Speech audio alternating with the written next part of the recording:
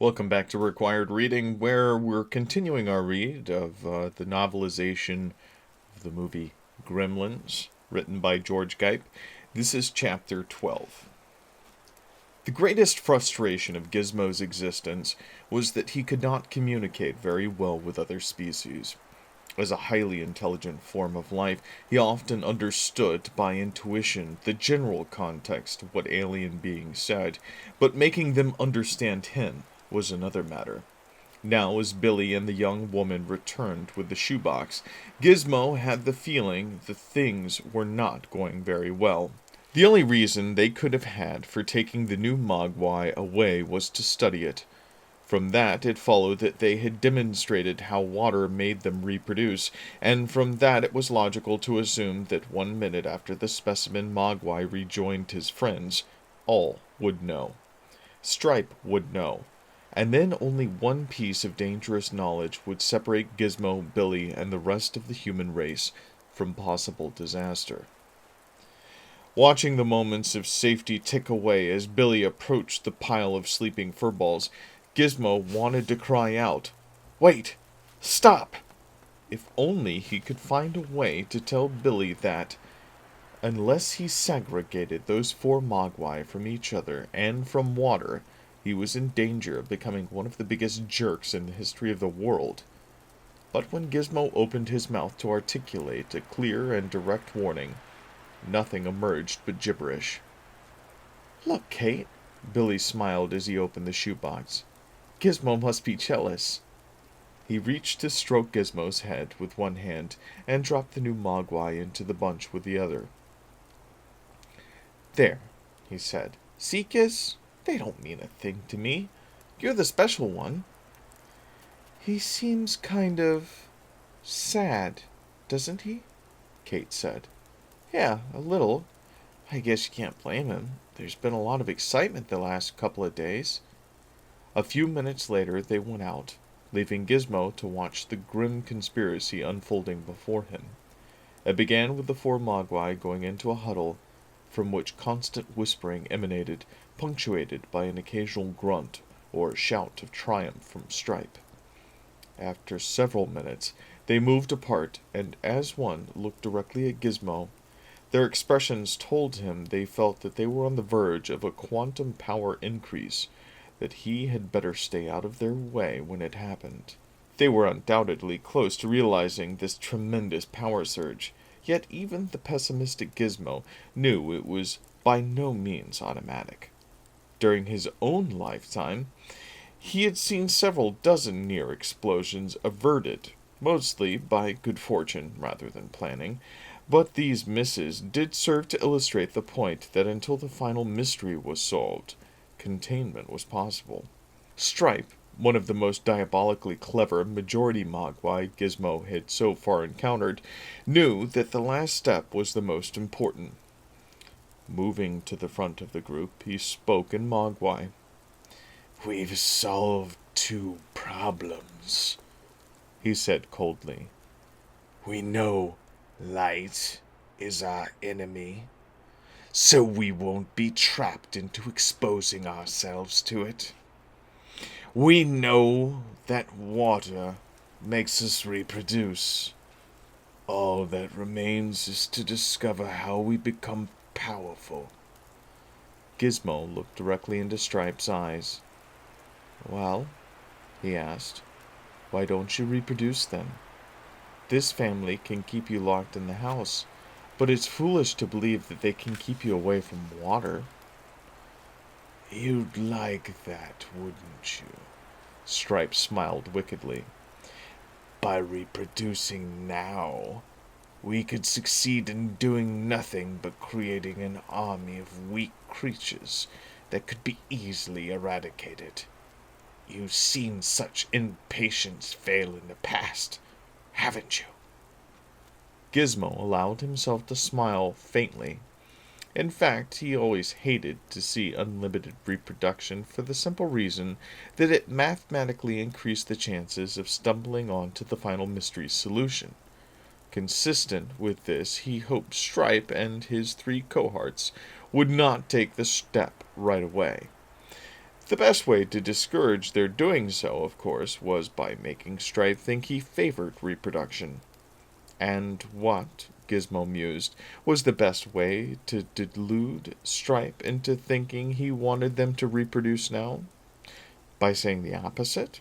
No, since Stripe would automatically reject that as a ploy. In fact, the best way to convince his enemy that he favored reproduction was to seem to favor it. It was an elliptical line of reasoning, but with the devious Stripe one had to be wily. There is an old adage, Gizmo said. It says that the opportunity should be grasped when arises, or that moment will never occur again. So you think we should reproduce now? Stripe asked through narrowed eyes. I am not your advisor. It just seems to me... Liar! Stripe shot back. Do you take me for a fool? Do you really think I'll fall for such obvious psychological maneuvering? Gizmo, summoning all his acting ability, did his best to look innocent. Stripe raged, smiling finally in triumph. If you, my dear enemy, advise us to reproduce now, it can only mean one thing. That is what you want. You know it is my inclination to believe the opposite of what you say. Therefore you will speak in favor of reproduction. That is really what you favor. His forehead furrowing as he followed his own convoluted reasoning, he paused, then rushed forward with the denouncement. Therefore, since you are in favor of a reproduction now, we won't do it. Gizmo looked away, rolled himself into a ball, and cherished the brief moment of victory. He realized it was a temporary thing, however subject to the mercurial whims of Stripe's mind. But at least he had a little time to think. Roy Hansen hadn't slept for nearly 24 hours, thanks to Pete Fontaine and Billy Peltzer. He'd planned for his first sane Christmas in years, and now this. A biological find so stunning he was afraid to stop work for a minute, lest he lose his train of thought. Just analyzing the creature's blood, which ought to have been a reasonably simple matter, had been horrendously time-consuming.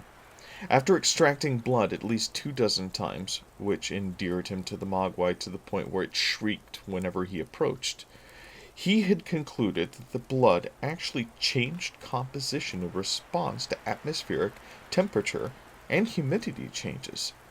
This meant that the creature was theoretically capable of living in nearly every climate imaginable. It made blood testing a monumental task, though. And blood testing would be a snap compared to finding out how the animal reproduced via a single drop of water. Don't worry, fella, he said, staring at the hostile Mogwai. I'm gonna solve your identity problem, and then you'll love me. It was 4 o'clock in the afternoon, and the building was nearly deserted. Tomorrow would be the last day of classes, and then Roy would have the entire Christmas holiday to study the animal. I was really looking forward to spending some time with my girlfriend, he said to the Mogwai. But I better get you while you're hot. Haunted by the idea that those kids would tell some television or newspaper reporter about the Mogwai, and he would be lost in the shuffle, Roy worked compulsively and non-stop. Fortunately, he was used to such self-discipline, having worked 2 jobs while he was in college. He had learned to sleep on the run, think on the run, and eat on the run. Knowing that he would be spending many long hours in the lab this evening, he had sent one of his homeroom students out for sandwiches. Munching on one, he noticed the Mogwai stare hungrily at it. Why not? He smiled. We're both in this together. Have a bite. Pushing a morsel through the bars, he laughed as the Mogwai grabbed and downed the snack, like a veteran fast food addict. Okay, he said. Now it's time for one more jab with the needle in the interests of science. I know you're all caught up in this, in the interest of science, but it's not helping me get my petition signed." Kate wasn't exactly perturbed. She was concerned, however, that Billy seemed to have no time to help her contact people. While she understood that he was preoccupied with the Mogwai problem, she did not want to lose track of her main goal in life at the moment: to thwart Mrs. Deagle if there was a takeover plan in the works. It was late afternoon, only minutes after they had gotten off work. Dory's pub was nearly deserted, only Murray Futterman sitting at the far end of the bar nursing a drink. Billy and Kate had said hello to him when they came in, but as he hadn't seemed inclined to socialize, they left him alone. Taking a table in the corner farthest away from the video games, where Space Invaders were being zapped by some teenagers, they ordered coffee and slowly unwound from a rough day at the bank. "I'm sorry," Billy explained. "Really, I am. It's just that I don't feel right being away from home for too long. Mom may not know what to do if those Mogwai get loose, or, something. If it wasn't for that, I'd help you take the petition door to door." "Where are you keeping them, by the way?" Kate asked. "Still in your room?" Billy nodded. "Mom lets them out every once in a while, though. Not outside the house, but downstairs. She thinks it's mean to keep them cooped up all the time." "Aren't you afraid they'll get splashed with water?" "Not really. There aren't any leaks or anything, and we keep the kitchen and bathrooms closed. I guess if they knew they could reproduce that way, and they wanted it, they'd find a way, but they're pretty docile. And Barney follows them around. If they get into anything, he thinks that they shouldn't, he barks a warning." Kate smiled. "Any more warnings from Mrs. Deagle?" she asked. "Yeah, she mumbled something under her breath today, just loud enough for me to hear, saying Barney's time is almost up." "What do you think she meant? Is she bluffing?" "I don't know. I wouldn't put it past her to hire somebody to put a drug in his food." They sat silently a moment, sipping their coffee.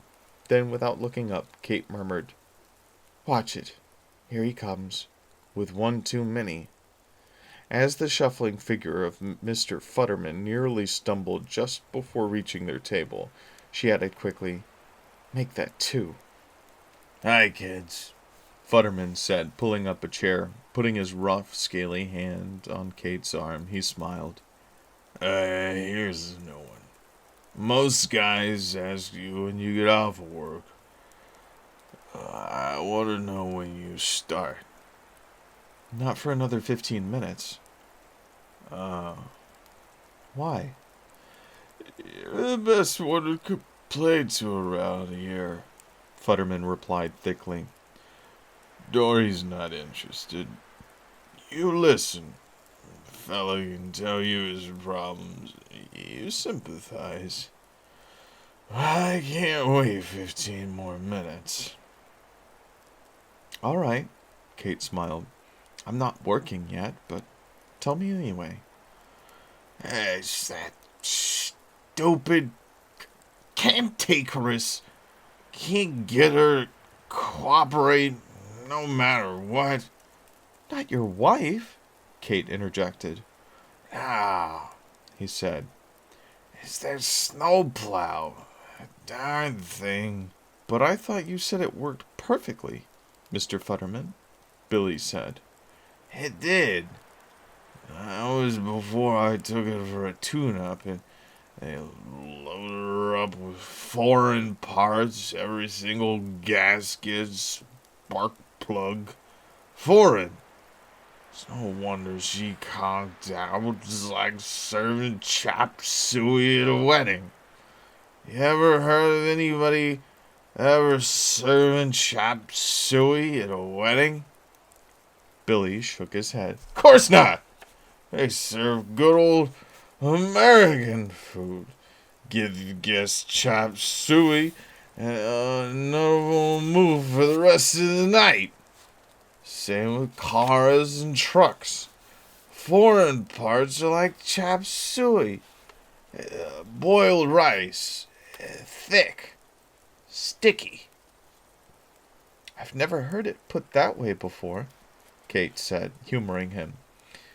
But you may have something.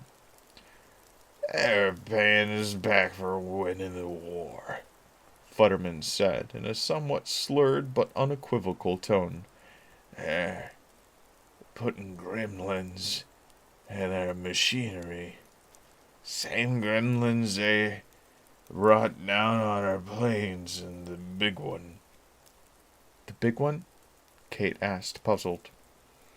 World War II, Futterman rasped.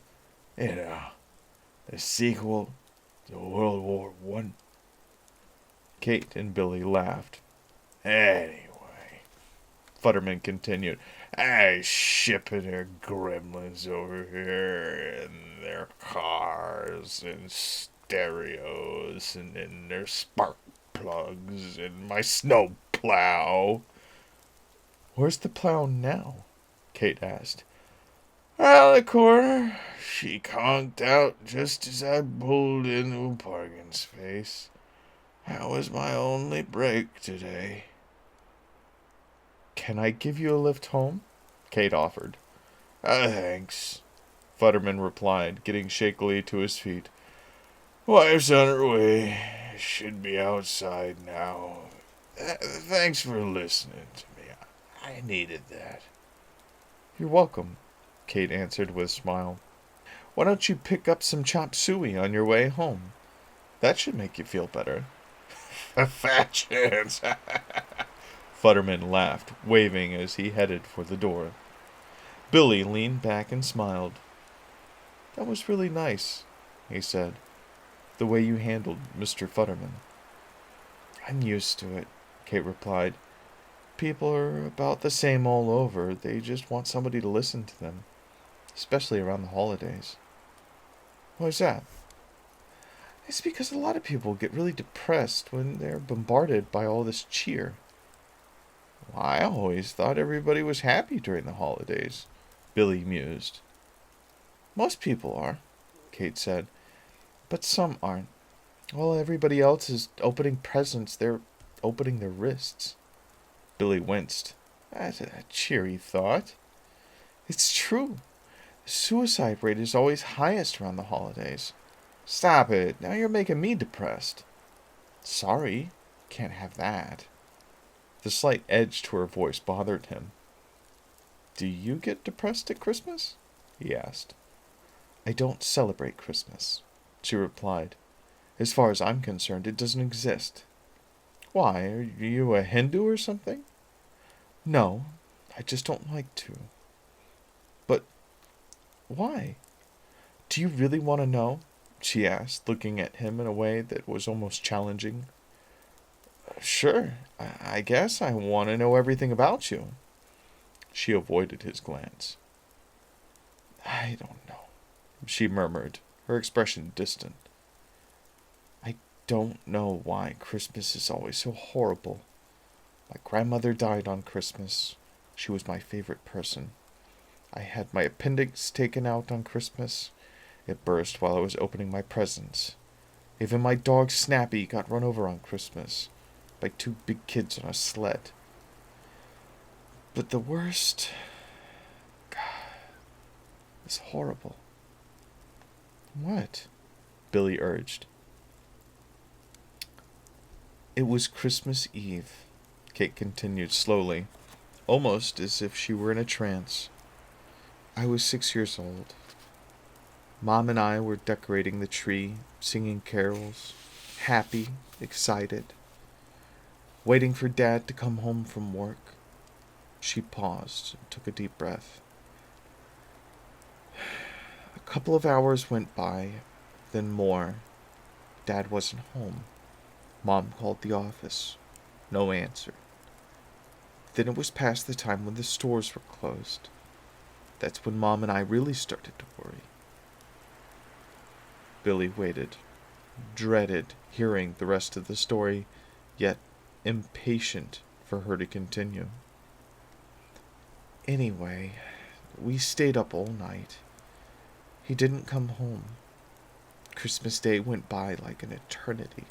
and still nothing. The police began a search. A week, 2 weeks went by. Mom was close to a nervous breakdown. Neither of us could eat or sleep. Then one night in January, it was snowing outside. The house was freezing cold, so I tried to start a fire. That's when I noticed. Noticed what? Billy muttered. The smell. The firemen came and broke through the chimney top. Mom and I were expecting them to pull out a dead bird or a cat. Instead, they pulled out my father. Billy's eyes went wide, gulped. He was dressed in a Santa Claus suit, Kate continued. He had been climbing down the chimney on Christmas Eve, his arms loaded with gifts. He was going to surprise us, but I guess he surprised himself. He lost his footing, slipped and broke his neck. Must have died instantly. At least he didn't suffer long. His body just stayed there, lodged in the chimney. Anyway, that's how I found out there was no Santa Claus. Why I don't like Christmas. Billy's chilled expression softened as he noticed a moistness in her eyes. That's terrible, said Billy. He reached out and touched her hand. Kate sniffed, then smiled. She gave Billy's hand a squeeze. Anyway, that's my own little Christmas carol that I tell people when they ask me why I don't like Christmas. Actually, you're one of the few people who didn't express any doubt. Most just kind of look at you oddly, and some even laugh. Knowing he was more sensitive than the average person made Billy feel better. It gave him a thrill to find out about Kate, who was generally secretive about her personal and family life. I'm really sorry, he said. I feel like the wishy-washy jerk Gerald always says I am. Kate laughed. No, you're not. You're just concerned about other people's feelings. If that's being a jerk, give me a jerk any day. One jerk coming up, he said. Stripe's mind was made up. After 15 minutes of being followed around the house by the big, sad-faced dog, he had decided that drastic measures were in order.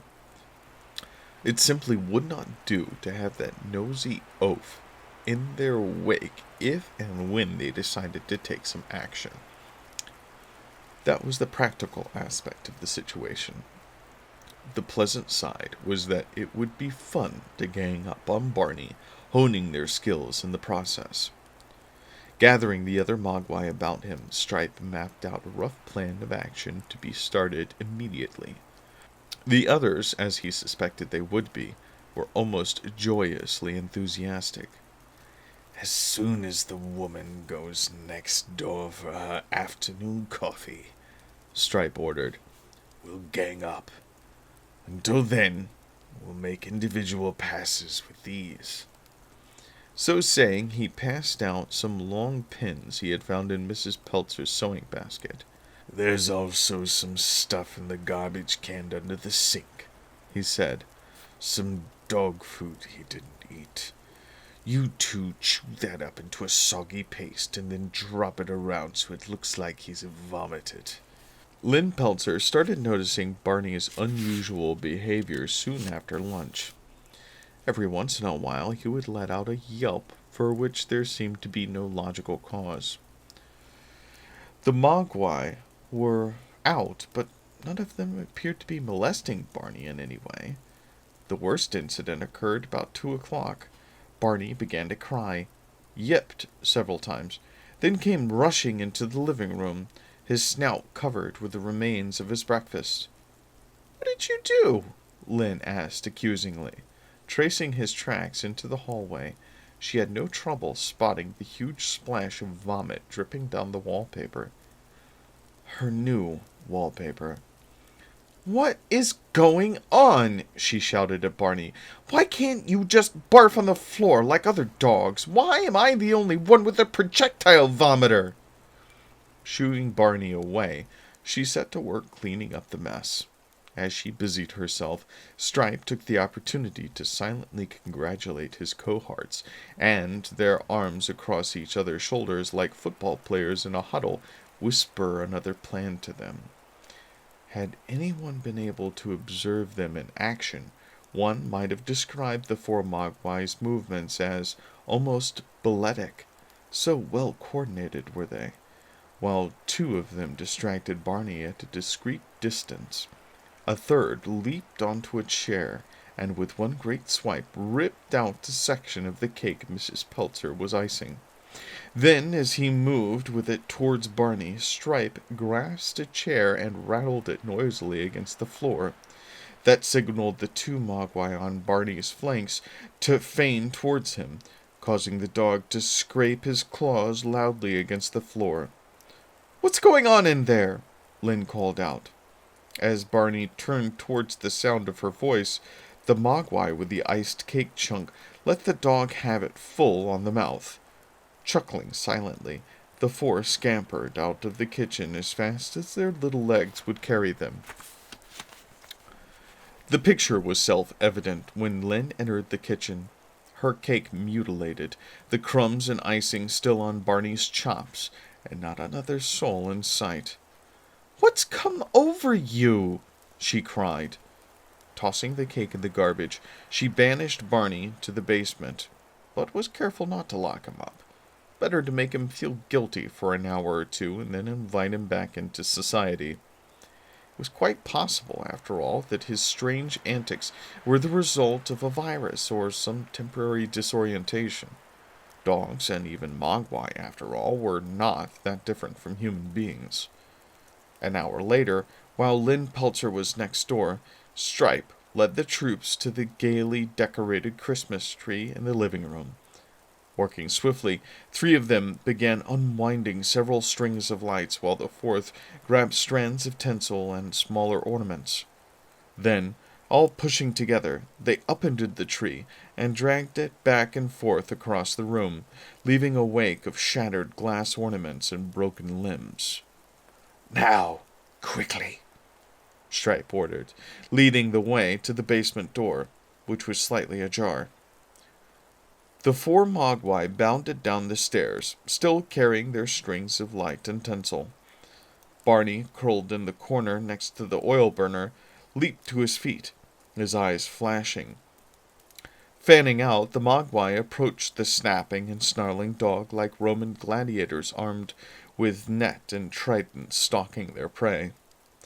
Barney, hampered by fear of actually hurting them, could do little more than try to avoid them. For a brief while, spinning like a top or a mad dog chasing its tail, he was able to throw off the light cords nearly as fast as they were deposited on his back. Then a snag developed. One of the light strands got caught under his ear just as another encircled his paws. The Mogwai, meanwhile, kept up a busy barrage of jabbing needles. Soon Barney was thrashing on the floor, completely and hopelessly enmeshed in the light cords. By bending over the ends and making double loops, Stripe made certain the dog would never be able to get out without human help. "Now, let's go," Stripe cackled. "It's up to Billy's room and to sleep." Rand Peltzer, knocking off early that afternoon in order to grab a few hours' sleep prior to a final pre-Christmas selling trip, walked into the house within several seconds of Lynn's reappearance via the back door. She heard his scream and the basement struggles of Barney at the same time. Looking through the open doorway, she saw the dog on the second from top step, his front paws knotted together as if in prayer, his eyes wild and frenzied, teeth bared as he tried to tear loose from the light cord bondage. "What the heck happened?" Rand asked. As Rand rushed into the kitchen, Lynn caught a glimpse of the Christmas tree lying on its side in the living room. Putting the grim puzzle together from opposite ends, Ran and Lynn shook their heads simultaneously. When they finished, Lynn helped drag the still struggling Barney into the kitchen and freed him from the light strands. Ran picked the random slivers of tinsel from the dog's body, muttering to himself the while. "How did you get this wrapped on so tight?" Lynn asked, shaking her head. "Must have gone crazy," Ran said. Lynn was describing Barney's erratic behavior all that day when Billy entered. As he heard about the yelping, vomiting, cake-stealing, and apparent kamikaze mission against the Christmas tree, the concern in his eyes grew to something resembling panic. Ran, searching for a reasonable explanation, said, "Hey, he's probably just trying to get attention away from those mogwai things.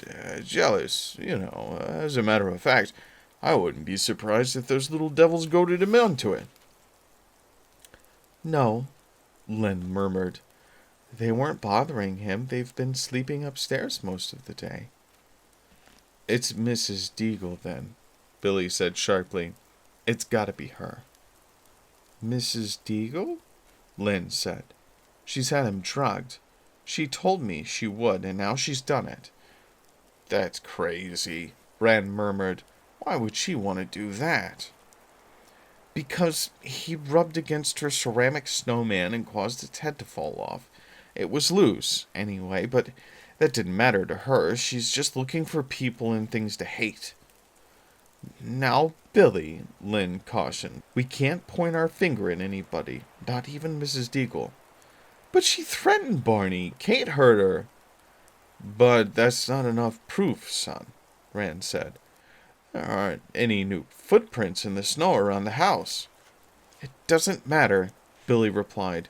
"She's got enough money to hire a real pro. I heard there are people who can be hired for that, to drug or poison pets." Ran shrugged. Maybe it'd be a good idea if I dropped Barney off at your mother's house," he said, looking at Lynn. "It's on the way to Millersville Mall, where I've got that sales meeting. I could leave him and bring him back on Christmas." Billy nodded. "I'd feel a lot better if you did that, Dad." "Okay, it's settled." Giving Barney a pat on the head, Ran stretched and started unbuttoning his sweater. "I'll see you in a little while, Pooch, after I grab me some shut-eye." As he left the kitchen, Barney padding after him, Lynn put her hand on Billy's arm. "Try not to worry," she said. "I'm sure it's just that one-day craziness. Humans fly off the deep end once in a while and then are perfectly normal. Why shouldn't animals?" Billy nodded. He knew she was probably right, but he couldn't help feeling better with Barney out of the house. "Where do they come from? How did they get here?" The small group of actors stood looking at the mysterious pod-like objects, their faces showing fear, disbelief, and horror in the 1956 classic movie Invasion of the Body Snatchers. Because it was one of Billy's favorite old-time horror films, he glanced at the screen only occasionally, usually when the svelty, gorgeous Dana Winters was visible. Otherwise, he just listened, concentrating on his artwork. The movie, which began at 11 that night, had barely started when the four new Mogwai stirred from their long sleep and began to grumble for food. Billy tossed them a handful of chocolate candy kisses, which they proceeded to down, foil and all, in a matter of seconds. A minute later, the begging sounds started up again with renewed urgency. Billy looked at the clock. It was 11:30. There was time enough to feed them before midnight, but he was too lazy to move. "Forget it, fellas," he said. "You had a good dinner a few hours ago. Go back to sleep, and we'll take care of you in the morning." His reluctance to move caused a crescendo of consternation, but a minute or two later they quieted down, apparently having decided their pleas were being ignored. Roy Hansen looked at his watch and sighed. It was nearly midnight, and he still could not identify several main components of the Mogwai's blood. As a result, both he and his subject were angry and exhausted. Hansen, from scientific frustration. The Mogwai, from the numerous irksome injections. "No doubt about it," Hansen murmured to the creature, who glared at him from the farthest corner of his cage. "You and I are getting on each other's nerves. Maybe it's time to knock off." He studied his notes one more time, concluding that he was right in deciding that he simply did not have sophisticated enough equipment in his lab to do the proper tests. Tomorrow, or the day after, or whenever the restrictions of Christmas allowed, he would take the Mogwai to a bigger lab and run more tests.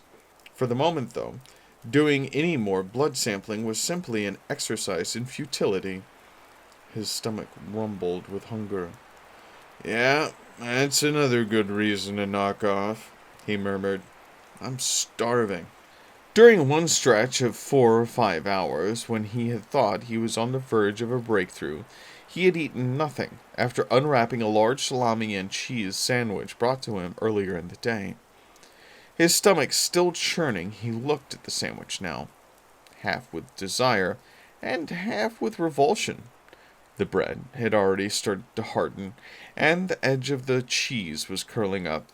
He lifted the top slice of bread, exposing lettuce rapidly turning limp and brown, and an off-white sauce. But hadn't he ordered no mayo? Insinuating itself like glue between the soggy leaves and slices of soft, now quite warm meat. "No, thanks," he muttered, dropping the bread onto the foil wrapping. "I'd like to have some real food." The heavy smell of food, albeit rapidly aging, sent the Mogwai into near contortions in its cage. Whining louder and louder, it grasped the bars like an angry penitentiary inmate, hopping up and down and accompanying itself with verbal gyrations that were alternately plaintive and angry. Hansen regarded the animal with a sympathetic glance. "Hey, I guess you are hungry at that," he said. "You're welcome to this sandwich, although I don't guarantee it." With that, he slipped the sandwich, foil and all, through the bars of the cage. When he left the lab, he could hear the Mogwai attacking the sandwich with undisguised, gleeful gluttony. Stripe was hungry, perhaps even hungrier than the others. While they had slept peacefully, he had lain still, his eyes closed, and planned. With the dog gone just an hour ago, he had heard him barking as Rand put him in the car. Their options were greater. If the man stayed away a while, that reduced the odds against their eventual success even more. The problem was that he could not figure out how they would get out of the house, assuming someone did not carelessly leave a door open. Would the sheer weight of their numbers be sufficient? Stripe did not want to count on that any more than he wanted to count on a door or window being left open. If we could just increase our size, he thought. He knew there was a way. He did not know why he knew or how the growth could be brought about, but his sense of instinct was strong. That instinct told him to wait, but not long. Perhaps 2 days. No more. In the meantime, he was still hungry, and infuriated that the one Gizmo called his master was too lazy to walk downstairs and get him something. They tried moving him with pleas and threats, but to no avail. What other form of persuasion was there? The young man seemed absorbed in the flickering box with the small people inside it. It, like so many other things in the house, seemed to operate through a wire, stuck into the wall. Stripe recalled that while studying the Christmas tree prior to making such a fool of the dog, he had pulled the cord's end from the wall, an action that had caused the lights to go out. Was it possible that the entertainment box operated in the same manner? He looked across the room, saw the black cord from the box disappear behind Billy's desk, Several feet away, near the baseboard, the same cord, or one that looked very much like it, was stuck into the wall. Stripe decided they must be one and the same. Pulling the plug from the wall would certainly get the young man's attention. If inconvenienced, he might have the sense to get them something to eat. With that strategy in mind, Stripe detached himself from the group and slowly worked his way over to the cord. Grasping it, he cocked his ear towards the television. "Miles!" Dana Winter cried. A long pause followed. Stripe, cursing silently, waited. Had the young man turned down the sound, or was it merely a dramatic pause in the action? "Miles!" Dana Winter said again, followed by more silence. "Well, I can't wait here forever," Stripe murmured. With that, he wrested the plug from the wall and, as quickly as possible, snuck back to the group. Nearly a minute passed. Then dialogue from the box told him that it was still operating. Stripe gnashed his teeth, rolled over, and tried to sleep. When his rumbling stomach would not allow it, he decided to have another try at oral persuasion.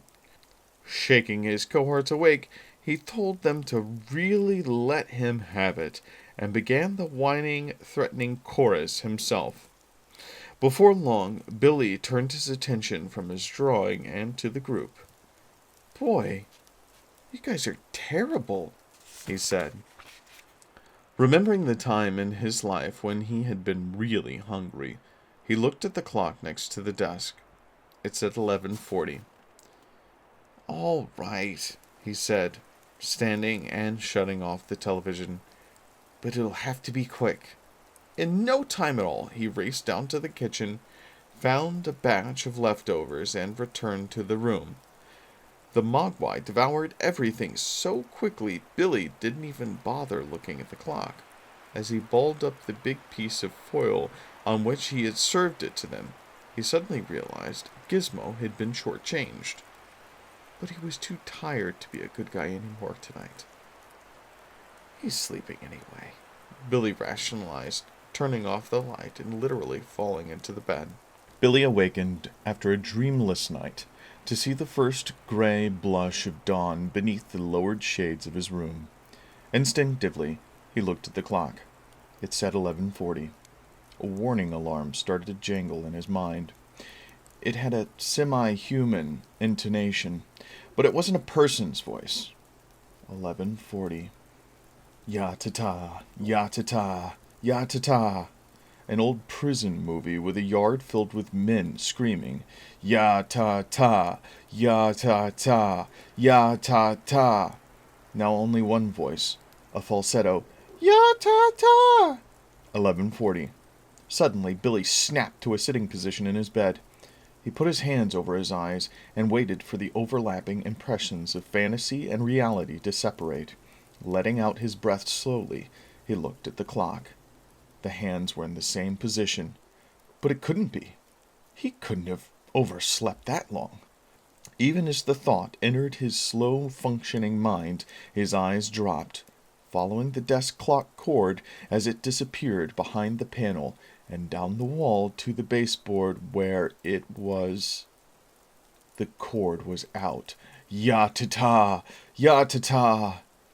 Now the voice was more familiar, that of an intelligent creature trying to form words, his mouth twisting wildly, eyes wide as he gesticulated with his short, fat, furry arms. "Giz, are you all right?" Billy swung his feet onto the floor and looked down for his slippers. As he did so, he caught his first glimpse of the four unfamiliar objects in the room. A sound was pulled out of his chest, neither a scream, nor curse, nor recognizable word of any kind. Filling the room so suddenly and profoundly it startled Billy so much that he felt his entire body shiver. A single massive shock wave, causing him to coil into a near fetal position. When it was over, he realized he had both hands firmly over his eyes. Slowly, the chattering gizmo penetrated his false security of blackness, removing his hands from his eyes. Billy prepared himself for a longer look at the strange sight before him.